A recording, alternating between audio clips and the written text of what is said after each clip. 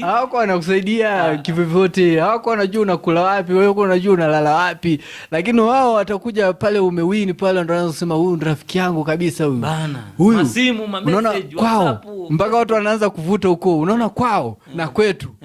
Ndugu yake na ndugu yangu. Yule marafiki. Yule ni kazini yangu yule. Yule ni kazini yangu kabisa. Damu yule. Unashangaa bro. Ulikuwa wapi? Ulikuwa wapi? Hizo siku zote nikilala chini. Nikilala njaa. Kwa magunia.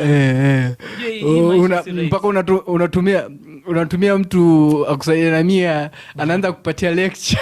Anakuambia sasa bro wewe. Uweze jipanga.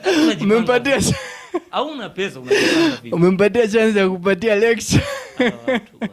Watu jamaa anakuandikia bonge la paragrafu pale. Anakuandikia bonge la paragrafu. Wewe bwana wewe ni mwanaume. Atijipange. Ogopa watu. Ogopa watu. Ogopa watu. Maisha tu anakuambia wewe hata juzi siliona ukiwa kazi. Si ulipata 1,000. Na 1,000 ujue labda hiyo 1,000 ilikuwa na imeenda ikafunika mahali. 1,000 hivi. Sasa sijana nilikuona bana pale ulikuwa kazi shughuli nini lakini hajui. Kuna majukumu, mwanaume ako na majukumu. Wewe unamuomba tu mwanaume ni giver. Yaani pesa yake ina mipango vibaya sana. Yaani anaipangia mpango kabla haijaingia kwenye account.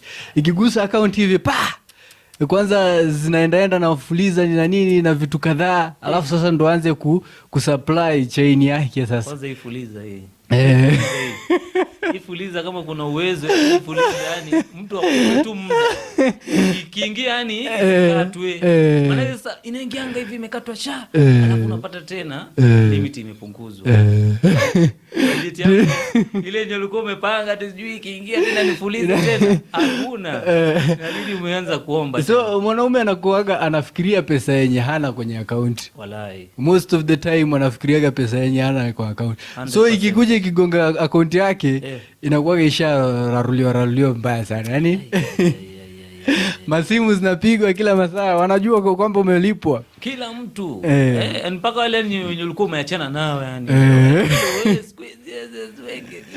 Wewe unashangaa sasa. Na umevaa tu, yaani unakuwa kama uko na pesa, umenunua tu shati tu.